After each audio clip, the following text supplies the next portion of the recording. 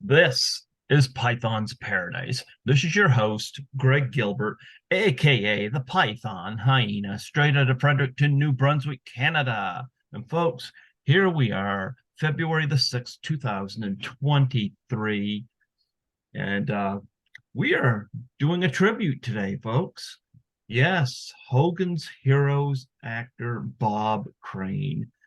And we have his official biographer on the show with us today to discuss him in detail. We have Miss Carol M. Ford. How do you do, Carol? Hi, Greg. I'm very well. Thank you for having me on today. Yes, and special thanks to Jeff Ream, your brother-in-law, for making this happen. I had him on talking about Silver Linings Playbook. Um, I think it was last week. Yes. Yep. Mhm. So I had him on and had to tell him, he referred to himself, in conjunction with that film as a nobody. But I'm like, no, there's no nobodies that come on this No, show.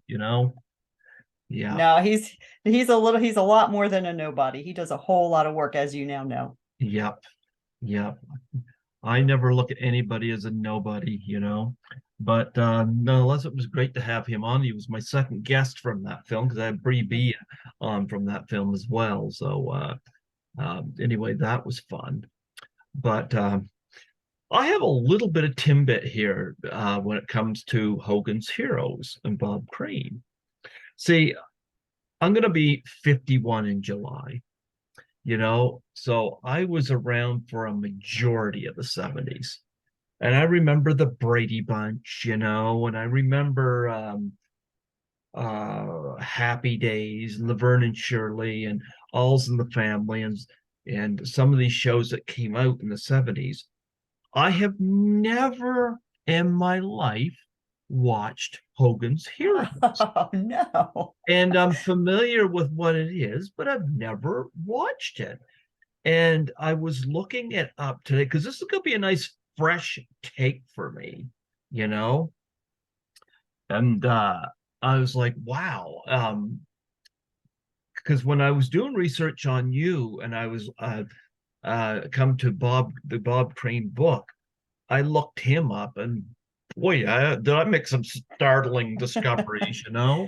Yes, as people do when they're looking him up, because unfortunately, and as we'll get into, that is what I guess we could call the low-hanging fruit. It's the easy stuff that everybody gravitates towards, his unsolved murder and his the scandal that grew from the unfortunate murder the that happened in June of 1978. But as you're going to find out, there was a whole lot more to him, as there is to anybody.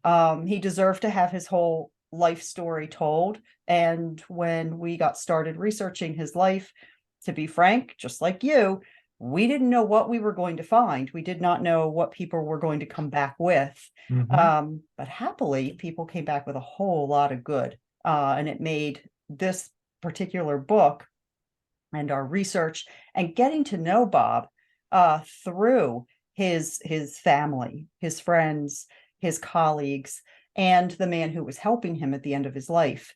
We became very proud of who he was, and we are very proud to tell his story for him, since he is not here to do so. Yeah, I've done a lot of tribute interviews on here, with people that's passed. I've had Alfred Hitchcock's Mm, granddaughter on here. Audrey Hepburn's eldest son has been on here, and very nice. and various people like that. And it's always fun to make them part of it. Mhm. And one of the things I wasn't even familiar with this film, and because I am familiar with Paul Schrader, but the movie Autofocus, I have not seen it, but Oh, I don't. definitely read that Bob's son Scotty was not in approval of it. No. Go into this in detail and what your thoughts are? Sure. Okay. um, to back up just a little bit, Mm-hmm. I want to, before we dive right into autofocus, which I'm going to get to, I Uh-huh. want to just say how this whole book and project came into being. So Linda Groundwater, who is my co-author in Australia, she is American by birth. She's a New England radio host. Back in the early 2000s, right around the time autofocus came out, Hmm. she was living in Australia. She had already moved to Australia. She had gotten back into watching Hogan's Heroes, which she had loved as a kid, as I had loved as a kid. And she started just kind of searching the internet, and she started finding all of the things that you've just talked about, Yeah. all of the, the negative stuff, you might say. Hmm. And she said, God, but then along those lines, she found little bits of him working in radio and being a drummer and him doing some theater. And why didn't we hear more about that? So she started reaching out to people. Now she has a history, a career history in radio in New England, in New Hampshire primarily. And so she started reaching out to some folks. She got in touch with a few people from where Bob worked at WICC Radio in Bridgeport, Connecticut. His first cousin, Jim Senich, connected with her very early on. And Dee Young, who is the third author on the book, she worked at WICC Radio for over 40 years, has recently retired. And she actually got to meet Bob Crane back in 1976 when he visited the station to help the station celebrate its 50th anniversary. And she remembers him just as you would see him on Hogan's Heroes, the twinkle in his eye, happy-go-lucky grin, happy to meet everybody. He went on the air for about 10, 15 minutes while he was in Bridgeport. He never forgot his Connecticut roots. And so the three of us came together, through first Linda, then Dee, and then me. We all found each other, you might say, because of our interest in Bob or connection to Bob via Hogan's Heroes or Dee being at WICC. And we started really researching, and we researched his radio career, which people who worked with him in radio referred to him as a genius in radio, which people don't realize.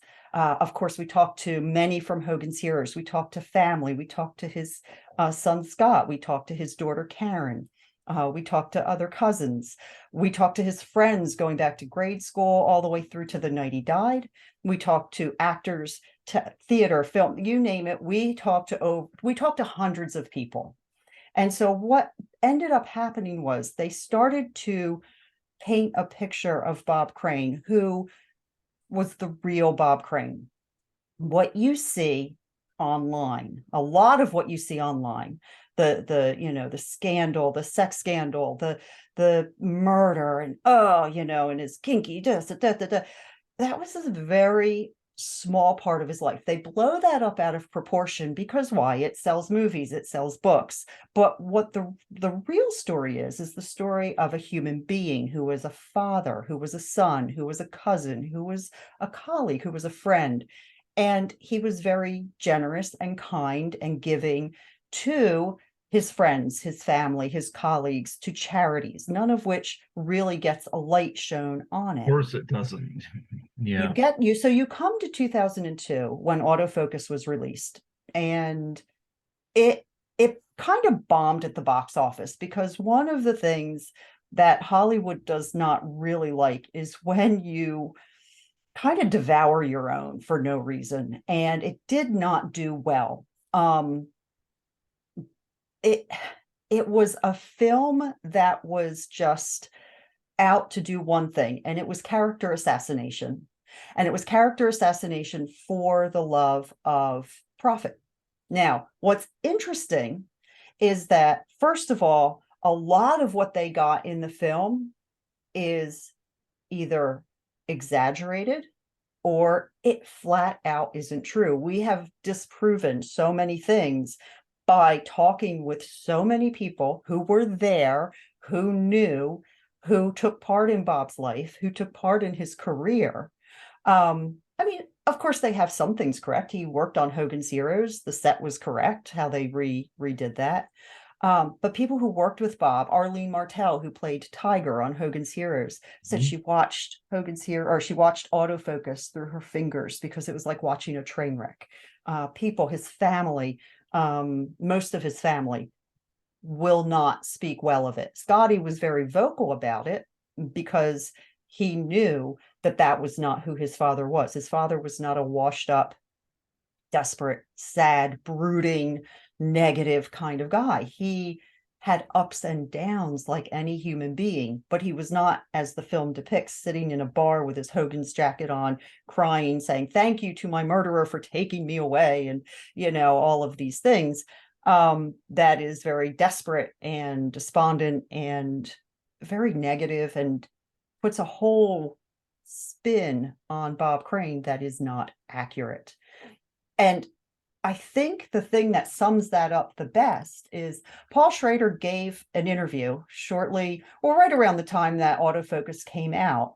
It was from the New York Times, dated September 29th, 2002. And he goes on and he says, he's talking about autofocus, how it's this, his great, achievement at that point. But what he says is, and he jokes with the New York Times reporter, and he says, Carpenter was not as important. Now, John Carpenter is the man who was always the police. There was always their prime suspect in Bob's murder. They arrested him in the early 1990s. He was acquitted due to lack of physical evidence, but he was always the one that police homed in on and said, that is our guy. But they couldn't acquit him, or they couldn't, he was acquitted because of the fact that there was not enough physical evidence to convict. So we need to specify this is not the filmmaker John correct. Carpenter. Yes, that's right. And usually we do specify that. Yes, it's a different John Carpenter. Not it's John Henry Carpenter, who was a Native American who was Bob Crane's. They call him his best friend. He was not what I would consider, or that Linda or Dee would consider, Bob's best friend. He was a hanger-on who took advantage of Bob's celebrity and stardom, and the fact that when Bob would engage in these relationships, you would call them, or one-night flings, or whatever you want to call them, he would get some of the leftovers that Bob didn't have. So he was an opportunist. He was hanging around a celebrity. Bob was not the only celebrity he was hanging around. There were other celebrities he was hanging around as well. But Paul Schrader says in the New York Times, he is quoted and says, Carpenter was not as important in Crane's life as he is in the film. It is a distortion. He says, and these are quotes, direct quotes, my intent with autofocus is not to be true or definitive. People's actual lives are not really that interesting. And with Crane, I wanted to get at something meaty. Otherwise, who cares? Would you want to watch a movie about Alan Hale? And I think that sums up the whole gist of autofocus. It is something that was slapped together.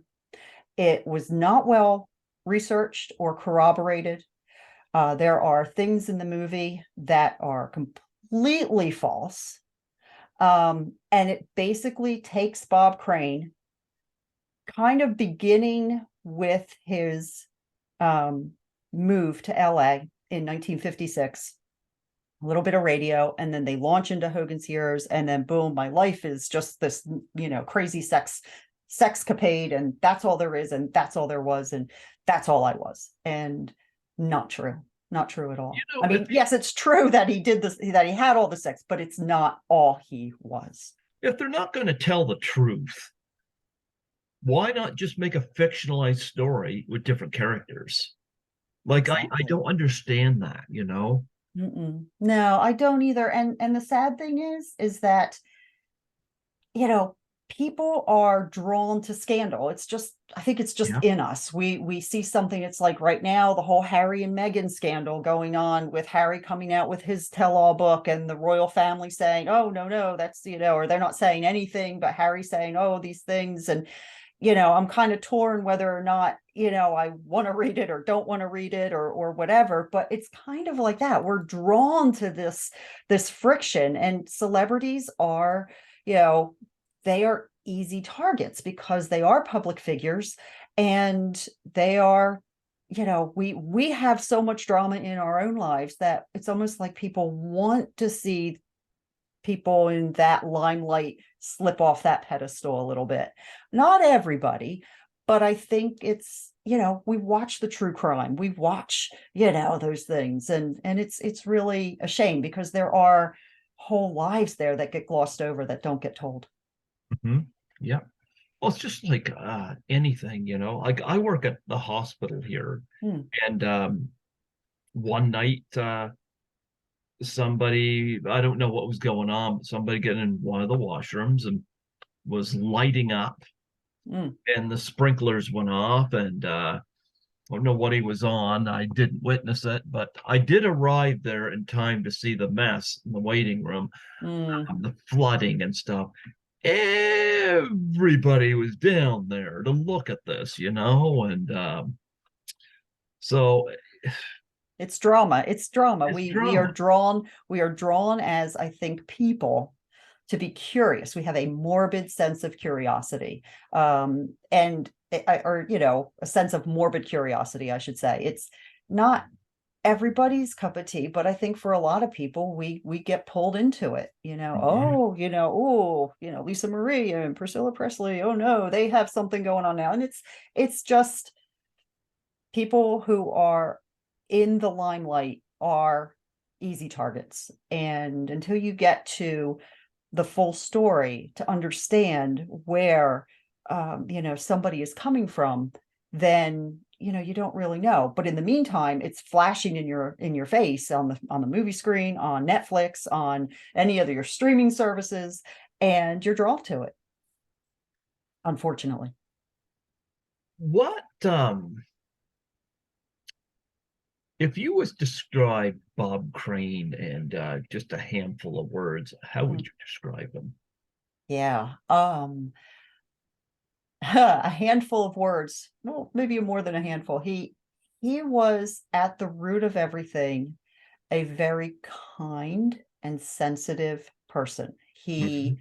he was driven in his career. He was a perfectionist. He just wanted everything to work perfectly, whether that was when he was drumming, all the way back when he was in high school, to when he went into radio. He was working constantly for that next thing. So his career starts off in radio because when he graduated in 1946 from Stanford High School in Stamford, Connecticut, the big band era was kind of fading away. So he wanted to be a drummer in a big band. That was his dream. He wanted to be a drummer.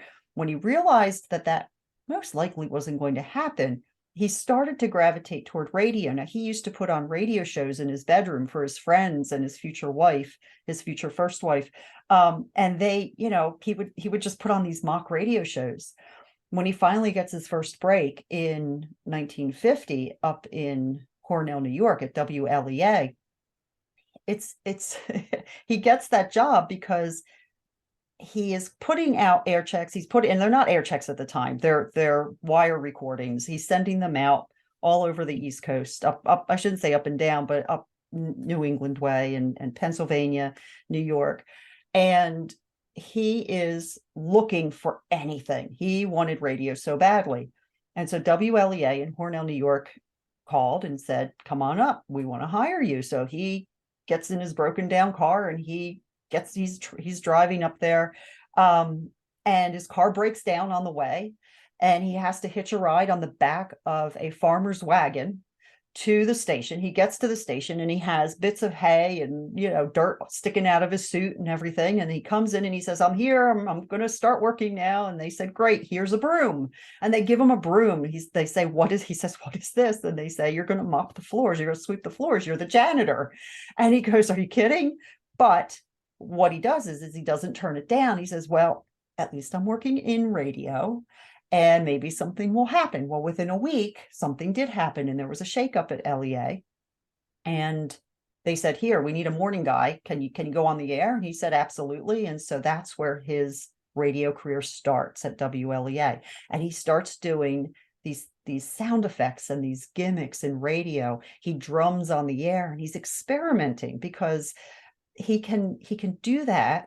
And with all due respect to WLEA, it is not a unionized station. It's a smaller station at the time. It isn't like working out of New York City or working out of California, LA. He's in a rural community. So he's able to kind of do his own thing for a little while. So after about 9 months, he comes back to Connecticut and he hops around a little bit at WBIS, WLIZ, and through a whole connection of things, he ends up at WICC in Bridgeport, Connecticut. That is where his career really takes off. So in a few words, who is Bob Crane? He is driven. He is kind. He is kind to those he worked with. He is kind to those he knew. He's charitable. He gave so much of his time to different charities before and after he became famous on Hogan's Heroes. And he just loved his family. He loved his family. He loved his friends.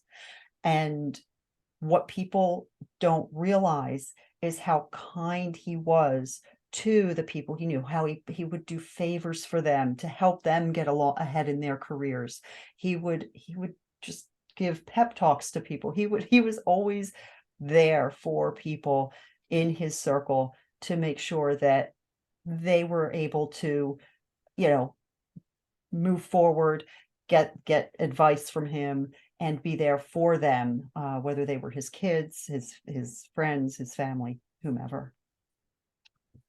Going back to the drumming, why didn't he succeed in that? Was he like not skilled enough, not fast enough, not this or that? Why did No, he get? he was actually very, very good as a drummer. Um, he stuck with radio because it turned out he loved doing what he did behind the mic. He was a natural at it. He would drum on the air. When he gets out to California and he's at KNX, now he's really developed his radio show by this point. He's been in radio for 5 years by the time he gets out to KNX CBS radio in Los Angeles. By about 1960, there's a premium going on to actually advertise on his show. And because he is so popular and because he's so successful, he starts doing celebrity interviews, which really gets him into the crux of the Hollywood industry. And Mhm. part of those celebrity interviews is he gets to interview some of his idols from the big band era. So he's got a drum battle with Gene Krupa. He becomes friends with Buddy Rich. They used to play at Disneyland together. He also interviews Artie Shaw and just all the big names from the big band era that he loved so much. And because he gets to know them at KNX, when he goes on the road, he looks for them as well when he's on the road doing theater across the country. And he's able to sit in with many of the name bands, Harry James and Tommy Dorsey's orchestra and so forth. And so he sits in and he plays 2 O'Clock Jump and String of Pearls and all of the songs that he loved when he was growing up. And I have this one recording of him that his best friend from school, Charlie Zito, gave to us. And when he's this one tape, it's him just sitting in with all these different bands from across the country. And he's sitting in with the Harry James Orchestra, and you can hear his voice just cracking in the audience because he taped everything. He taped everything. Everywhere he went, he recorded, wrote down, chronicled everything that he did. And so here's this tape of him going up and playing with the orchestra. And he is just like a kid. He's like, oh my gosh, if I were 10 years old, this would be my dream. Somebody go back and tell my 10-year-old self that I'm going to be playing with the Harry James Orchestra. It's just, phenomenal for him. And he keeps up. He's good. He's excellent. We have some of his drumming up on our YouTube channel, and he's very, very good. Stu Phillips, who was a music producer in Hollywood,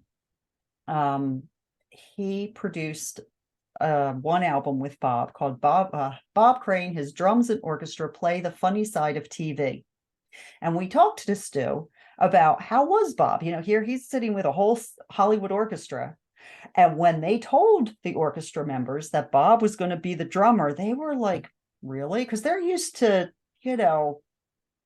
kind of the Ivy League of musicians coming in and playing with the orchestra. And Stu said, no, he's a good drummer. You'll see, you'll be all right. And by the end, after they had their rehearsals and they cut the album, Stu and the orchestra, it was a fun experience. They loved him. He was cracking jokes that kept them all entertained. And, coming from musicians, even, he was, as Stu said, he wasn't what he would say excellent or over the top, but he was very, very good. And so why he didn't go that way, probably just because he loved radio so much and he got into that niche and it was paying the bills. Yeah, absolutely.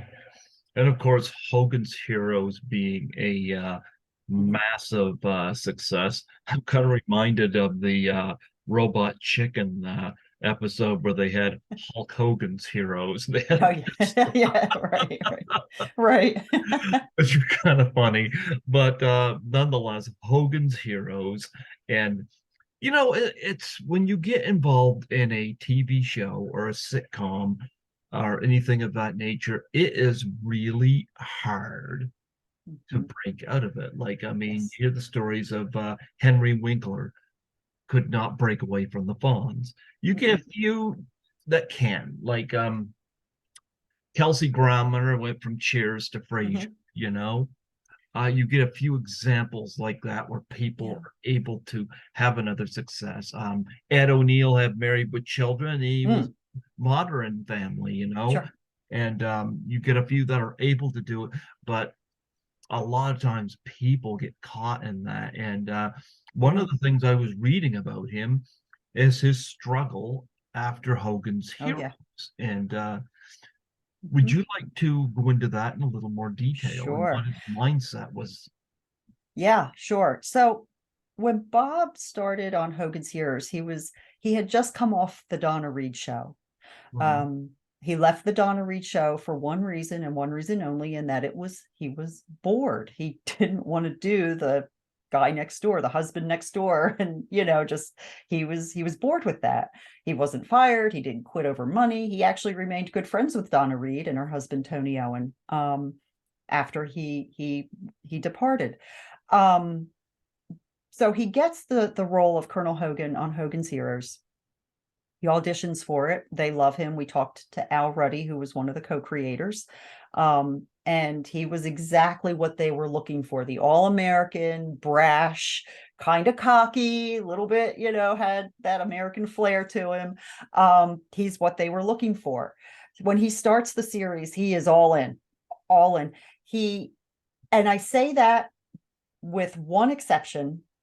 When he learned, now he had a brother who served in the war in World War II who was badly injured. He had cousins, uncles, he had people, friends who had served in the war, and he took that very seriously. World War II was not a laughing matter. People died. There were atrocities. Bob was very sensitive to the feelings of our veterans Mhm. and former POWs, always was. And he loved the premise of Hogan's Heroes. He loved the whole espionage thing. He loved the kind of cloak and dagger bit of it. He loved the comedy of it, but he wasn't sure. He wanted to be sure that the veterans and former POWs were not going to be offended by it, because if they were, he was out. He did not want to offend them. And so he insisted on having a trailer, which we then later learned was actually the pilot episode without the laugh track. He had that trailer sent to various veterans groups throughout the Midwest to gauge their reaction. What did they showed it in theaters and said, what do you think? Send back your however they collected their data, and they sent it back and said what they thought. And what happened was is they came back and said, this is the funniest thing, we love it. Without humor, we never would have gotten through the war. And so what you have to look at Hogan's Heroes and say it is not a concentration camp. You can never make fun of a concentration camp. There were many many of the actors were Jewish who were on Hogan's Heroes. Um, some of the directors were Jewish. The producer was Jewish. So, there were so many things to that you look at that and you say, how can you make fun of World War II? Robert Clary, who recently passed away, who was LeBeau, Corporal LeBeau, was a concentration camp survivor and lost many of his family in the concentration camps. And people would ask him, why do you do this? And he said, because it is not a concentration camp. It is a POW camp.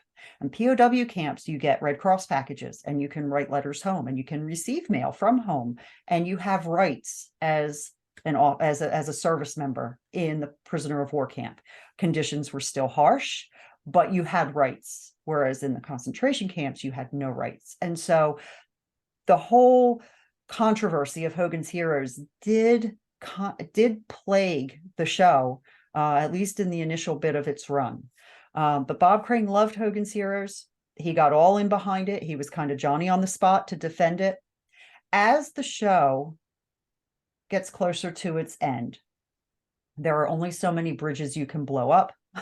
There are only so many escapes you can do and spy stuff you can coordinate. Bob was starting to he loved his fans, but he was starting to get a little bit irritated by always being referred to as Colonel Hogan. Mm-hmm. And part of that was the network's fault, because what they did back then is and Bob was no exception, they would dress them up in their characters to go out and do all of these public appearances. So, when they go on Bing Crosby's Hollywood Palace Christmas special, they're all dressed in their Hogan's Heroes uniforms. They go on the Red Skelton show, they're in their Hogan's Heroes costumes. They're always showing up everywhere to promote the series. And because the series becomes a hit, and it became a hit very quickly, people started to just see Bob as Colonel Hogan. And as the show came to its end, Bob started to break out and go into other areas of acting. He was a very serious actor. He loved comedy, but he wanted to do more drama. He wanted to do more of the heavier acting. He had taken a course taught by Stella Adler. He really wanted to really break into that, that serious acting. But because he was typecast as Hogan, even the producers and the directors who were hiring him, the casting directors, were saying, yeah, we'll hire you for that episode of Ellery Queen, but it's kind of like hiring Hogan to be the bad guy in Ellery Queen or in Policewoman, or whatever guest starring role he had gotten into. By the time we get to 1975, he has his own show called The Bob Crane Show, which was a mid-season replacement, and it bombed terribly for all kinds of reasons. Some of it was Bob's fault. Some of it was the fact that it was a mid-season replacement, but also because he was still typecast in that Hogan character when he goes to do this show. It's interesting because you mention, those who have moved on from different sitcoms and taken on other parts. Time has a lot to do with it. I mean, look at how much time has passed from Married with Children to Modern Family. Yeah. Okay, there's a lot of time there. So it's almost like a whole new group of people who are watching him for the first time. Another one that I think of is Richard Dean Anderson, who, of course, was MacGyver, and then goes on and does Stargate. And so in MacGyver, he's not picking up any guns. In Stargate, he's blasting everything to bits. So there's a whole, but again, you've got time. And that's one thing Bob didn't have. He didn't have a whole lot of time. By the time he does start really breaking into that serious acting is with the Love Boat episode, which was filmed in early 1978. And it airs in early 1970, or I should say late 77, early 78. It airs in early 1978. But by the time it is really being seen by people, he plays a very serious character in it. I mean, there's some goofy stuff because it is the Love Boat. But he plays the character of a man who is estranged from his daughter. And he wants to reconnect with his daughter. and he's having trouble with that, and he breaks down and he cries, and he sheds real tears in that episode. It's the first time I think that you really see him start to dig in and bring that acting out. And the sad bit is that he is murdered so shortly after that episode airs that people, when they watch it, they think it's, oh, it's so depressing. Look, he's even crying on the screen, and oh my gosh, he's so washed out, he can't even hold it to, and so it becomes like, instead of this, a man, an actor who is portraying a role as he was directed to do, it now becomes this, footnote of, yeah, he was breaking down on the Love Boat just 3 months before he was murdered. And, and it's really, it's really sad and unfortunate. I think had Bob lived into the 1980s, I Hmm. think he would have found another another sitcom. Look at those sitcoms from the 80s. Yeah, You mentioned Cheers. Look at Night Court. Look at, love Night Court. yes, look at Murphy Brown. Look at some of these shows that are coming out that are these ensemble casts, which is where he really excelled with Hogan's Heroes. Enough time would have been past him by that point. He could have really, I think, in my opinion, gone forward either as an actor or as a director, maybe both, and really excelled, and really gotten back into the game come the 1980s. One of the things I want to talk about is, in the 1970s, and this, you know, when I came into the world, he did a couple of Disney films. Mm, He did Super Dad and he did mm, Gus. yes. Actually did a tribute interview on Don Knotts, who was in Gus, Okay. that had his daughter on here. Oh, nice. Yeah, I'll have to find that one. yeah. But but talk about him doing these particular films. What appealed to him about doing these? Because they're still, Yeah, the sure. comedy. Hmm. Yeah. So Super Dad was first. Super Mhm. Dad was in, I think it came out in theaters, if I'm remembering correctly, around 1972. Um, he he had a contract with Disney. Mhm. Um, and the 1970s were full of those movies, the Cat from Outer Space and the Shaggy DA and Escape to Witch Mountain, all of those that, from the 1970s, which were really great Disney films, classic when you're a kid like us growing up in that era. Um, Super Dad was another, kind of another fish out of water story, kind of like how the Bob Crane show on TV was for him back in 75, which, was coming up for him. Um, he played the father of a teenage girl who was played by Kathleen Cody, who was in love with her boyfriend, played by a very young Kurt Russell. Mhm. And he was Bob's character, Charlie McCready, was having a very hard time accepting that his daughter was falling in love with this surfer dude. And so, in order to try and maybe not break them up, but to get into keep tabs on her, you might say, he says, I'm going to become part of the gang. And he starts hanging out with them. Much, I mean, imagine, I mean, it's clunky. I mean, we all love our dads, I love my dad, but I don't know that we all want our dads hanging out with our friends, going and surfing, trying to surf, and making a fool out of themselves, just to keep an eye on us. It's very endearing. Bob has two daughters, who he loved very much, and he was thinking of them when he made this film. um, it wasn't exactly what Bob wanted to do. He wanted to do more of, there was a film prior to that he did. It was The Wicked Dreams of Paula Schultz, which was basically a vehicle for him and some of the Hogan's Heroes stars. Werner Klemperer was in it. John Banner was in it. Leon Askin, who played General Burkholder, was in it. Bob got them all of the roles in that because it was filmed during their summer hiatus. So he wanted them to work. And so the director's producer said, sure, whoever wants to come on, we can fill roles for them. So he wanted to do more of those type, I think, things, which was more of, again, that, kind of cutting edge, cloak and dagger, as he would put it, kind of swingy, he wanted it to be different. The Disney stuff did not last very long because he, at that time, was really knee deep into his addiction, and it was starting to impact his career.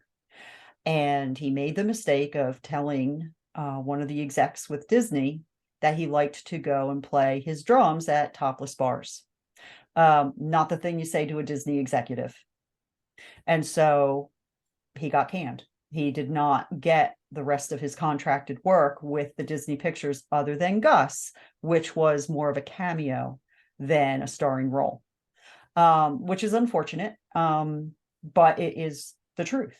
And those are the types of things. So when he sees that he's starting to get blackballed by the Hollywood community, when he sees that his daughters, his kids, are starting to ask him questions that he can't answer honestly and still can call himself a good father, because if there was one thing he prided himself on, it was the fact that he was a good father. That's when it really shook him. And that's when he started to seek help. Yeah, that's very tragic. Hollywood is like,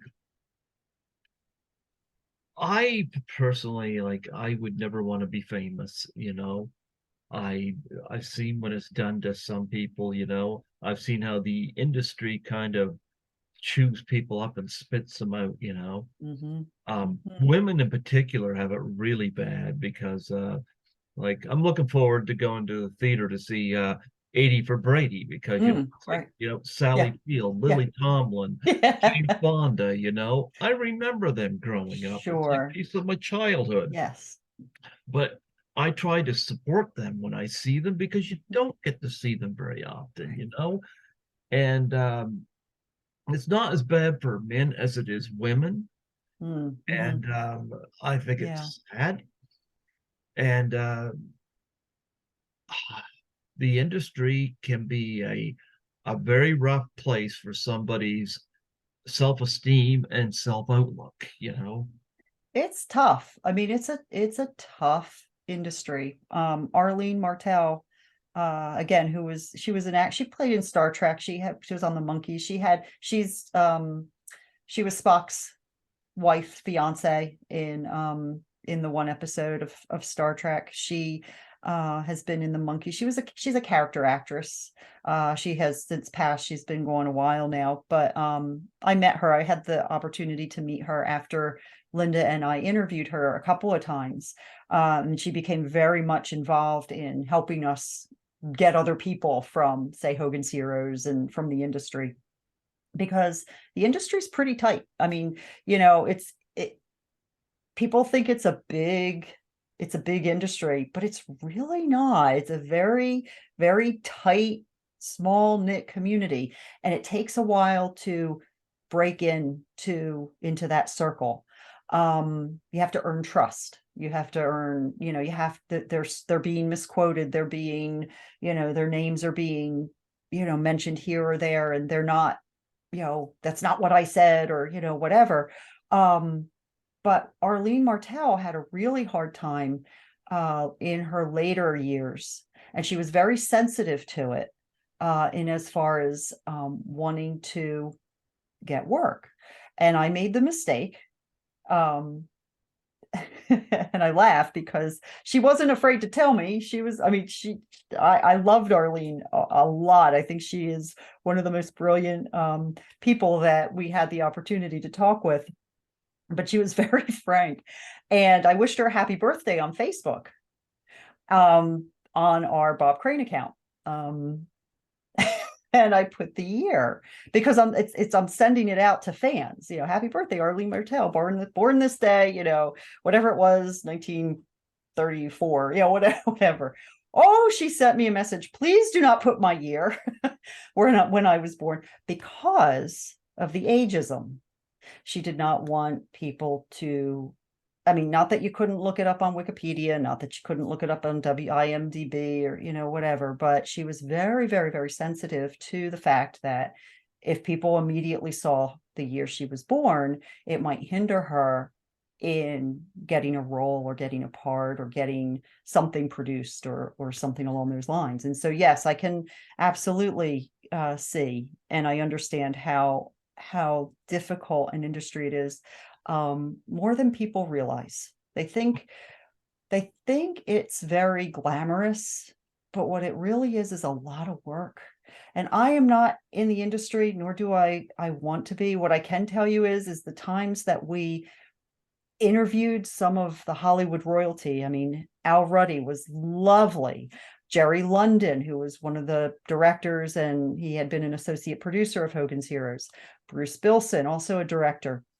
Some of the casting directors, Eddie Foy the third, who was casting director for the Donna Reed show. They were all lovely, lovely people. But I can tell you, in the in the hours leading up to our interview, with each of these people from Hollywood, it would make me very nervous because, there's, you want to impress and you want to be on your best and you want to be sure you're asking the right questions and saying the right things. And they're just people like you and me, but there is still that air about them. And I don't think I could, I could make it in that industry, just me in general. Yeah. You have the book there with you that I you do. can yeah, hold it I up and do. show it. This is it. This is it. It's a very thick book. Hmm. It comes in at close to 700 pages. My brother-in-law, Jeff Ream, bless his heart, read the whole thing for the audio version. It's a big book to read, a big book, big book to swallow. But what I hear from people who do read it is that it is an easy read, which is what we were going for. I'm a very fast writer. I wrote it. It took a while. So we researched actively for about 12 to 15 years. It took 2 years for me to write it. The hardest part about writing it was trying to compartmentalize it. How do you do that without having the scandal run all the way through it? I didn't want to do that. We didn't want to do that. And so what we did is we take his life and we go through it. And then we get to the point where we deal with his addiction in a chapter by itself, because you can't get to know him as a person, as a human being, and have that discoloring it all the way through. Let's look at him as a person, and then we're going to deal with the addiction separately. And then we're going to deal with, now we get a little bit of pushback because we don't spend a lot of time on his murder. His murder has been covered, for lack of a better word, to death. It's everywhere. It's everywhere, all over, everywhere. We all know, how that happens. Do we talk about it? Yeah, we do. We have that covered in here because it is how he died. But we don't go into the crime. We don't try and play whodunit. We don't go over all of the crime scene and what was found and, the investigation. And, that wasn't the purpose of this book. This book was to tell his life, and then end it with his legacy, which is how we believe his legacy should be known. And that is, we talk about him through the eyes of everyone that we interviewed. And we asked people, if you could say one thing about Bob Crane that you would want the world to know, what would that be?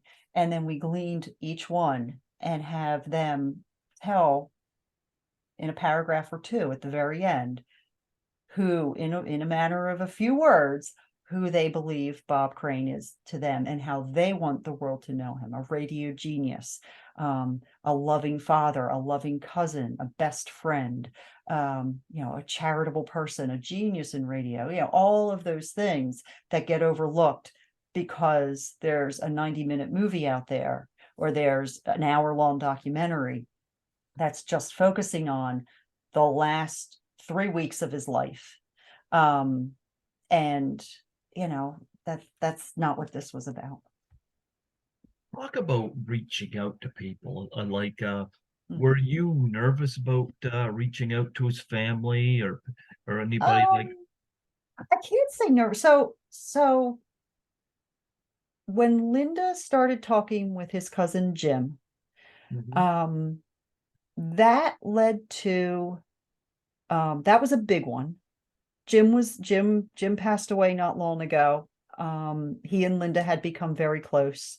Um, when Jim learned what we were doing, he thought it was the best thing ever, because he loved his cousin. He mhm, wanted people to know the truth about his cousin the way he knew his cousin.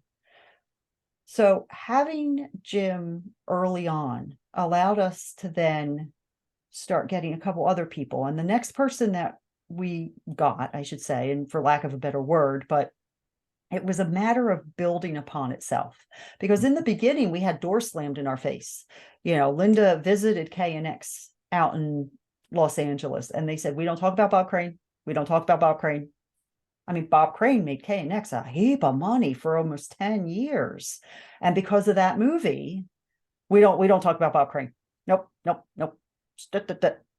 Um, and so after Jim, we were able to talk to the Reverend Ed Beck, who was Bob's counselor. And he sent us, lots of information about Bob, his firsthand experiences of helping Bob find the right person to talk to for this kind of addiction. From there, we were writing letters. This is, I mean, yes, we had email, but this was back in 2005, 2006. So we're doing it old school, really. I sat with the whole Stanford High School alumni directory, and I had the yearbook, because the girls all got married, so we don't know who's who with their last names. So I'm sitting there and I'm matching up the women from his class. And then, of course, the guys were easy. And I'm sending out, I must have sent out, there were hundreds of people from Bob's class.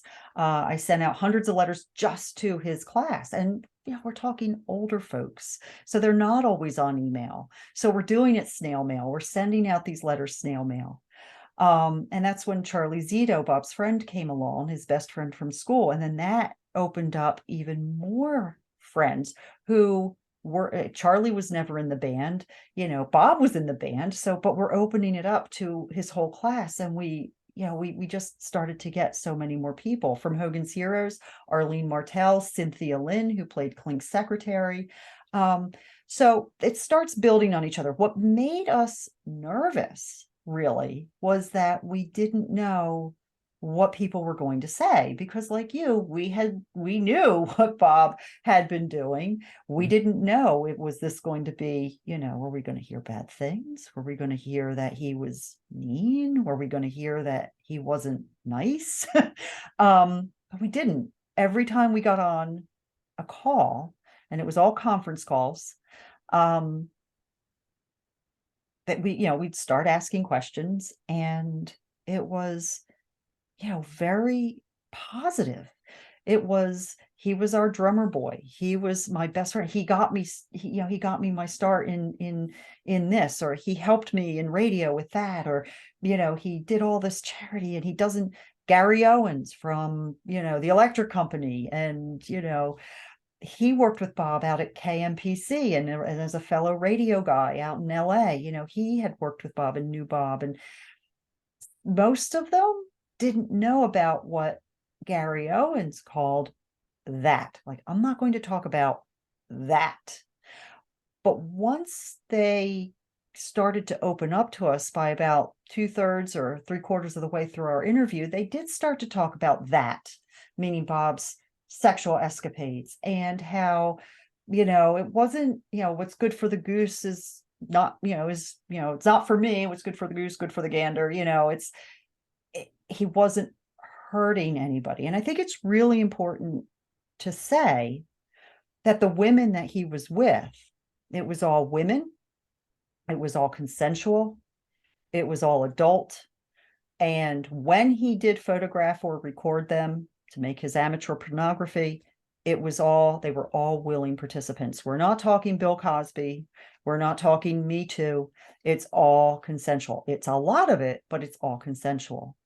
As far as being nervous, we were more nervous about in the beginning of each interview, what are we going to hear? But as time went on and more people came on board and our list was growing, and somebody would say, oh, well, Arlene Martel and Cynthia Lynn, they took part. So yeah, okay, they must be okay, and so we started getting more and more people to come on, from KNX radio people to KMPC radio people, WICC.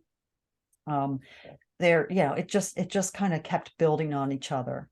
So yeah, it wasn't ever, nervousness for the sake of being nervous. We were on because we were talking with some really famous people. We didn't want to mess up. It sounds stupid, but we were not. As it went on, it became less nervousness and more, tell us what you know, because we already have a chunk of what we know to be true, corroborate it. And that's not how we would ask, but that's what they did. And so the book becomes so thick because not only are we saying, okay, here was what is out there that is not true, here is the true story, and here's the corroboration for the truth. And it becomes a research labor of love, because once you get to know who he really is, who he really was, and what he really stood for, you want people to understand that he was a human being who, as one of my best friends, Cliff, said when he read the book, Bob Crane was not perfect, but he was perfectly human. And I think that is the best way to sum up Bob Crane. What was it like approaching his children? Yeah, they were, and I have to start this by saying now Scott Mm-hmm. Crane and Karen Crane, and Linda and Dee and I have become very good friends Mm-hmm. since the book has come out. They are beautiful people. It was intimidating at first because they are his children, Mm-hmm. and we can't ever profess to know more than his own children. They are his kids. But what we do know beyond their scope of the family life is his career and his friends, things that they would not have known because they were not part of his school days, or they were not part of his work. Mm-hmm. My dad worked for the airlines. I don't know what he did on the job. I know he did a good job, Mm-hmm. but I wasn't friends with his friends. So, I don't know those bits about him, what he was like on the job, other than I know he was highly respected. Um, so, but approaching them, Scott actually came on first, and it was after his mom had passed away. Now, Bob was married to Sigrid Valdis, whose real name was Patricia Olson. She played Klink's second secretary after Cynthia Lynn departed after the first season. Mm-hmm. Um, After she passed away, he did, Linda and Scott connected first on the book. Scott and I connected separately on the Radio Hall of Fame. One of the things that we do is we are petitioning for Bob's inclusion in the Radio Hall of Fame, which he has not yet been included. So we nag them every year. So one of these days, maybe they'll let him in. So Scott came on board very, very easily, and took part fully in the whole thing. Karen was more cautious. Mm-hmm. She is highly protective of her father, as is Scott, but I think as a daughter comes at it from a little bit differently. But when she realized what we were doing, she was much more open to being a part. And now she refers to our book as the encyclopedia or the Bible of my dad, or things like that, because it's all comprehensive. She's got her own book right now that she's writing about her father, similar to how Anne Serling wrote her book about Rod Serling, her dad. So she's doing that as well, but she's always referring to this one for the bits of the things that she wouldn't have known, that how certain things in his life that she had not been there for, because she wasn't born yet, or because she was a little girl, and things like that. Bob's oldest son, Robert, does his own thing. He was involved with autofocus, and he has his own series of books out which focus more on the murder, and that's the direction he takes. So he did not participate in ours. We invited him, but he respectfully declined and went his own way, which is fine, his prerogative. And then Bob's other daughter, Debbie, just stays out of the public limelight altogether, and just doesn't go there with anybody. So Karen and Scott are the two children that we definitely are close with, and who we love very much. They are good people, and we're very honored to be their friends. Aside from that, we have his cousins, Jim, I had mentioned, Jane Rifen, and Barbara Tremblay also participated in the book as well. And once you get past a certain point, it becomes easier to approach in that regard. But in the initial days, it was hard. It was hard because we wanted to impress that we were not going to do damage. It was never our intent to be scandalous. It was never our intent to hurt anybody. We've been told things, off the record that, could have hurt somebody. Not Bob, but other people from his life. And so they were off the record. They didn't go in, and nor do we say them. That's just, good journalism. But, it's an honor to be affiliated with his family, and to tell his story. That is awesome. That is awesome. Let's detour from Bob Crane for a minute and talk about, because my cat, of course, is sleeping over there. If he gets over here, I'll bring him into the picture. But I know Jeff Ream says that you have golden linings, and your involvement with animals. I would love to hear more about that. Sure. Okay, so golden linings kind of came to me out of the blue, actually. But my day job is working for a healthcare publisher. And so I wrangle manuscripts with editors for scholarly publications for nurses in healthcare. So nephrology nurses, urologic nurses, gerontological nurses. So we're always, we send things out for peer review, and then they come in, and so on and so forth. Where that all comes into golden linings is that I have lots of experience in collecting manuscripts and putting them together in one publication. And so I was thinking of, I am one of those people that I follow way too many shelters and rescues on Facebook. And I want to adopt all of these little animals because they just look at you with those eyes. And it's like, oh man, if I had $1 million, I would adopt them all and, make them all okay. And of course I can't do that because my house wouldn't survive all of that. And I don't have $1 million. But what I thought was, how could I do something that could raise money for some shelters in the area? And so I thought, well, at the time I had a cat who since went over the Rainbow Bridge back in October. Her name was Charlie. And I still have a golden retriever. His name is Copper.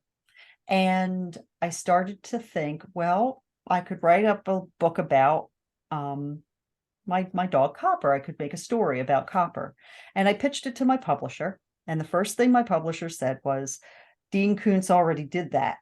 And so there's a whole book series where Dean Koontz, who's the horror novelist, has written this adorable little series based on he always has golden retrievers, and he had this golden retriever named Trixie.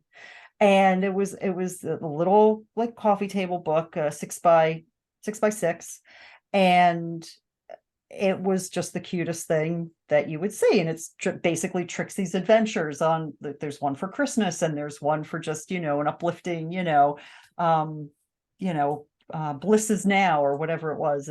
And so he said, yeah, no, it'll look like we're copying right off of Dean Koontz, come up with something else. And I went, okay. So I thought, well, I have a lot of friends who have pets. What if I were to collect little stories about their pets along with an accompanying photo? So you would have a picture on one side and a short little, and I forget however many words I limited it to, but a short little story about the pet on the other side. So there would be picture on the left side, and then opposite side would be the story.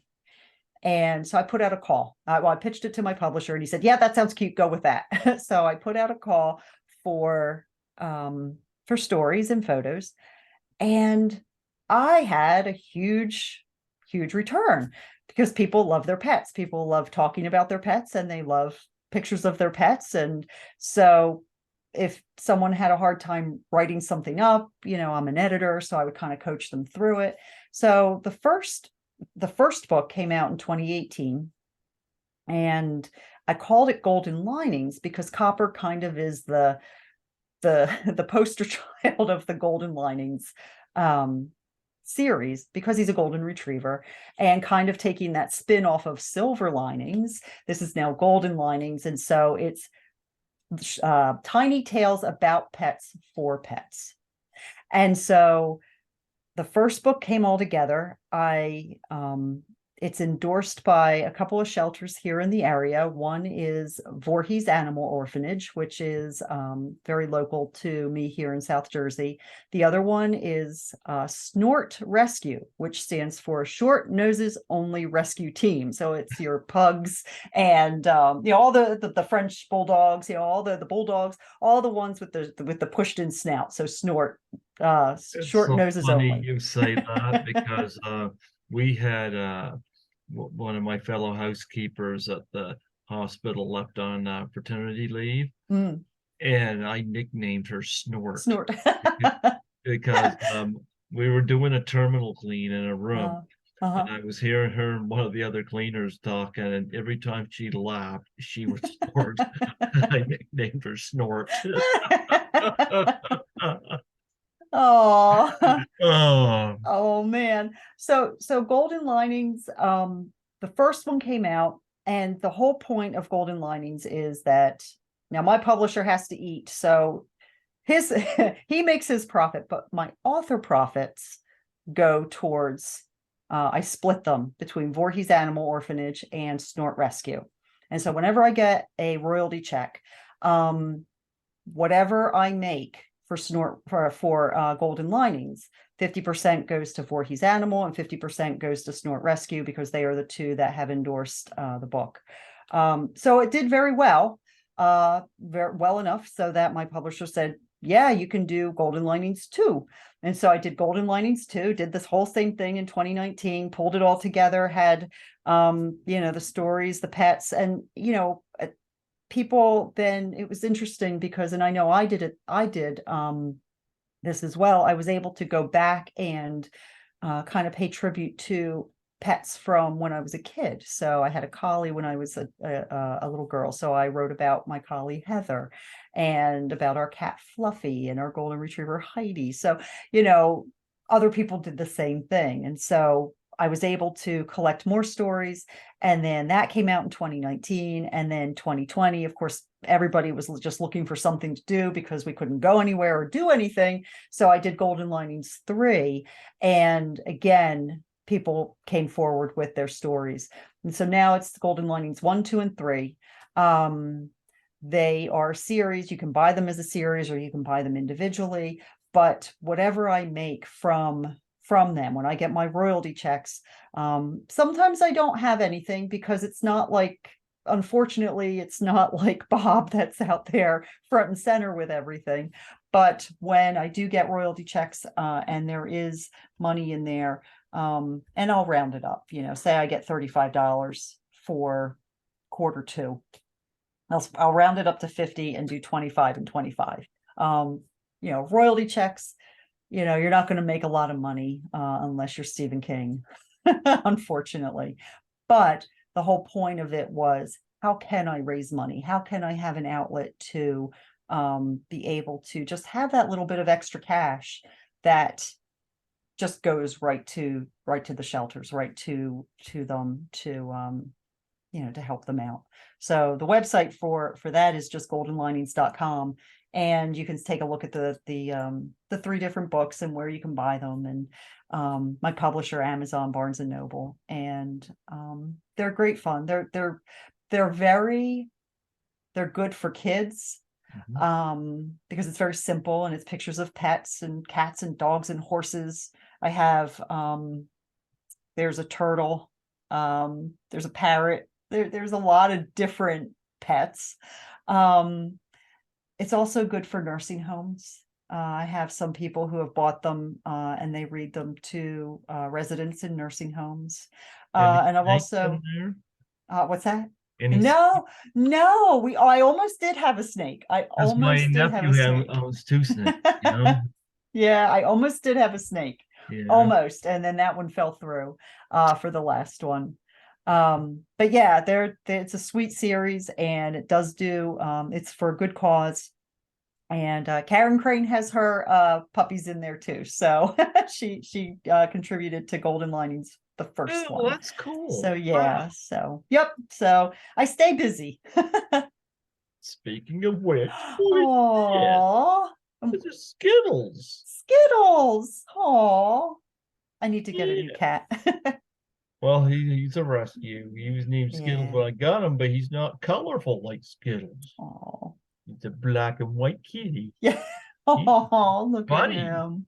Yeah. Yeah. Oh, I love them. I love them all. I would take them all in a heartbeat. I really would. I can't stand, like, my mom was at PetSmart the other night to we had her little puppy dog groomed.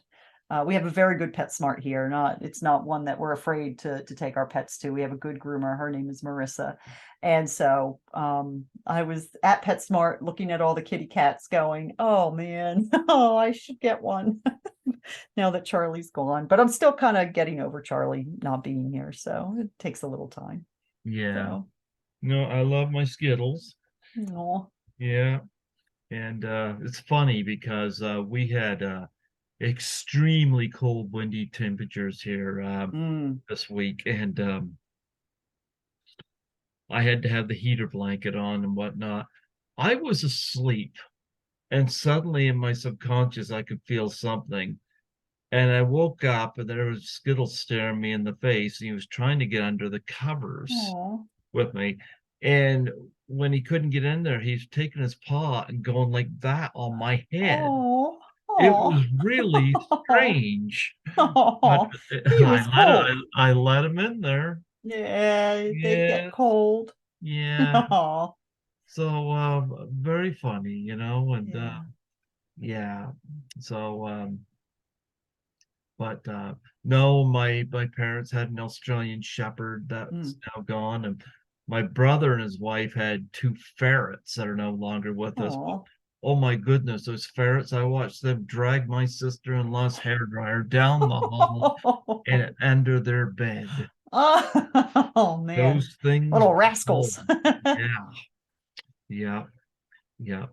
But no, Jeff was saying that you were heavily involved in charities. Would you say the animal one is the big one? Yeah, for sure. That one kind of, like I said, it kind of materialized, just was something that I just thought, okay, this is something that I want to do. I am I'm very sensitive to when I see animals, and it's like I shouldn't follow these things because it just tugs at my heart, but I see, the abused animals, or things like that, and it just kills me inside. And I know I can't do things for all of them, but at least in this way I can do something, and it helps. Just And not yeah. we need to address the illegal pet trade that goes on too. Hmm. Hmm. Like I don't Yeah. understand. Like I got a cat, I Hmm. don't need to own a tiger, Right. Right. I Yeah, don't that's understand. Are ridiculous. people coming away with big Tupper dishes that's got pit vipers in them? It's like, Yeah. don't, you Yeah, don't know what you're doing. that's right. No, That's right. those are for zoologists or people that are properly trained to deal with it. And those are not domesticated animals. Those are wild animals. And, you're going to bring in something like that, it's going to defend itself. It's not going to just curl up in a ball and, just go to sleep, by the foot of your bed. It's going to get hungry. It's going to eat you, it's not going to, think twice about it. So I don't understand that either. Yeah, but, that's people kind of surprise me with some of the things that they do. So Yeah, yeah. yeah. My kitty's Mhm. my tiger. Even I just sitting right here. I saw you post. I have to ask you this. I saw you post on your Facebook page the other day about it's a Canadian series with um it was the vampire one, Forever Night. Did you post about that one? Was that what you posted No, about? Maybe not. no, no, No, that wasn't you then. Okay. no. No. Okay. Somebody else then. You can cut that out. I post a lot of times my anniversaries for my Mhm. interviews. Now I just opened up a Spotify, so I put Mm, my interviews on there. nice. This Very one nice. here will be unlisted on YouTube for a while, but when Okay. it's ready, Hmm. you're gonna be permitted to put it out there. Oh, cool. I've told the story many times. When I started doing this, um, my former station manager before she retired says, Hmm. when you do an interview, don't post them right away. Said save some for a rainy day. Hmm. And I've seen people do interviews and podcasts, and they would post them, and then they would fret trying to get that next interview. And I'm kind of like, Hmm. why not try to enjoy the fruits of your labor? But Hmm. here's another thing too. That rainy day turned out to be COVID-19 because Yeah. when that happened, the station went into lockdown. I had no way of doing this. And luckily, I had Mm. about Hmm. 150 interviews in my backlog because I Wow. put so many up a month. Yeah. And I had another guest introduce me to Zoom. Mm. Now I don't have to do it by phone to the station. I could just do it like this, which makes Yeah. Makes it so so much easy, easier. right? Yeah, I don't have to call the station to see if Studio B is available. I can just Right. do this and Yeah. makes it so much easier. Yes, it does. Yeah. But unlisted or not, Mhm. you'll be allowed to post it. I always Okay. let the guest post it and you know, um, let things take their course that way. You Sure. know? Sure. Yeah, Linda and I do we do a lot of them. We have we actually have our own podcast about Bob. It's called Flipside: The True Story of Bob Crane, and it's based on the book. And then we also have one for Hogan's Heroes called Hogan's Heroes Review. Um, Unfortunately, I mean, our hearts are in the right place. I also produce podcasts. I've produced them through work. I've got my own production company that I started up because of the work that I was doing in podcasts for my day job. Because I couldn't do my day job and do podcast production at my day job because it would be too much. So we kind of split it.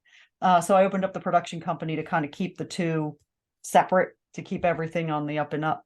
Um, but but I love doing it. The problem is that over the last year, I've run out of time because of all of the things that I need to do now for my day job spill into my regular, evening and weekend hours a lot of times.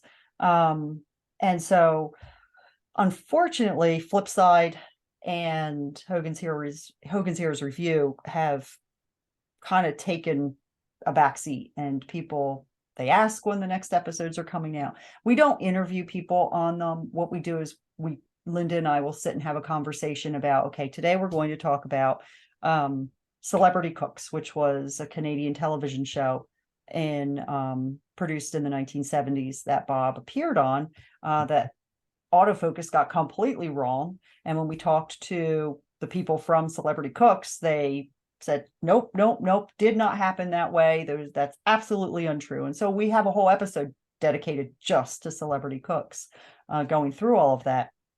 And we, sometimes we'll splice in some of the, some of our recorded interviews with some of the folks that we've interviewed, whoever, we're talking about in that episode. But as you know, it takes a lot of time to produce an episode. And so, you've got to get your intro, you got to get your outro, you got to get your music, you've got to get all of those fun things. It's not just, here it is, boop, and there you go. There's a lot of work involved in doing it right, and making sure that it's enjoyable, taking out all the, if there's a clatter or a lot of ums or a lot of, stumbling around in the conversation, you take a lot of that out. And so going through and editing those sorts of things takes an enormous amount of time. And unfortunately, I personally just have not had that amount of time really since early 2021. My dad passed in December of 2020, and just being there for my mom and doing those sorts of things, and then also regular family life, and then work. It's just been a whole heap of stuff that I just haven't had a chance to do it. And I'm not going to rush. So if it means people wait a little bit to get a good product, then they'll wait a little bit to get a good product. Oh, But I agree. yeah. I couldn't agree more. I couldn't agree more. So, I mean, we have the episodes that are up there, they're up there, and anybody can listen to them. Mhm. We have more planned, but they are, they're still in the planning stages, just because it's just been busy. It's just been hugely busy, and you gotta do what you gotta do. Absolutely. Is there anything else that you want to close off on here? Any last antidotes that you want to share? Sure. Yeah, I would just like to say to people, you know, when you hear the name Bob Crane, you Hmm. see it, you see him associated with Hogan's Heroes, and don't judge him before reading our book, or before looking at our website, or learning what we know. We make a lot of what we have learned available on our website. Hmm. We are very passionate about making sure his true story is told. Um, one of my favorite anecdotes comes from when the book first came out, and I was in Hunt Valley, Maryland, at the Mid-Atlantic Nostalgia Convention. Hmm. And it was when the book came out on September 17th, 2015, which was the 50th anniversary of Hogan's Heroes. Hmm. And so I had asked Scott if I could borrow his dad's 50 mission Hogan Crusher cap that he wore on the show. And Scott said, sure. And he sent it to me. And I got to be in possession of Bob's Hogan's cap for about a week. And you want to talk about nervousness and something that's nerve wracking, making sure that made it back to Scott, and did not get lost or damaged. That was pretty nerve wracking.